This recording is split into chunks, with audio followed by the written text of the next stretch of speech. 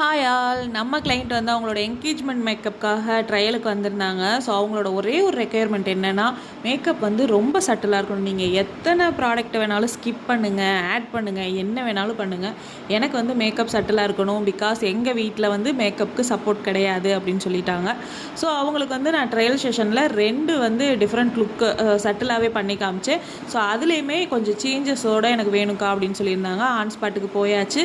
அவங்க கேட்ட மாதிரியே கொஞ்சம் சட்டிலான லுக் தான் பண்ணோம். ஹேர் ஸ்டைல் முடித்ததுக்கப்புறம் நான் என்ன பண்ணேன்னா, அவங்களோட ஃபேஸை வந்து கம்ப்ளீட்டாக கன்சீல் பண்ணிவிட்டு நார்ஸ் ஃபவுண்டேஷன் அவங்களோட ஷேட்லேயே எடுத்து ஹைலைட்டிங் பாயிண்ட்ஸில் மட்டும் ஃபவுண்டேஷன் அப்ளை பண்ணி அதை அப்படியே ஈவனாக பிளெண்ட் பண்ணிக்கிட்டேன். நெக்ஸ்ட்டு வந்துட்டு இவங்களோட என்கேஜ்மெண்ட் வந்து கோயிலில், அதுவும் மதியம் 12 மணிக்கு மேலே. அன்னைக்கு நல்லா சரியான வெயில். சரி நல்லா ஸ்வெட் ஆகும் அப்படின்னு இது பண்ணிட்டோம். சரி ஓகே, அதுக்கு தகுந்த மாதிரி நம்ம ஸ்வெட் ப்ரூஃப் டெக்னிக்ஸ் ஏதாவது ஆட் பண்ணிக்கலான்ட்டு ஸோ கொஞ்சம் அந்த டெக்னிக்ஸ்லாம் பண்ணி ஸ்வெட் ப்ரூஃபாகவே மேக்கப் போட்டாச்சு. நாங்கள் நினச்சா மாதிரியே கோயிலுக்கு போனோன்னே நல்ல வேர்வை.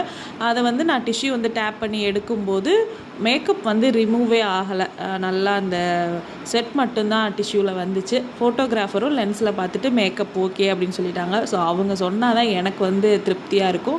அன்றைக்கி அதே மாதிரி ப்ரைடுக்கு ஏற்ற மாதிரியே சூப்பராக மேக்கப் முடிச்சு கொடுத்துட்டு நம்ம அங்கேருந்து கிளம்பிட்டோம்.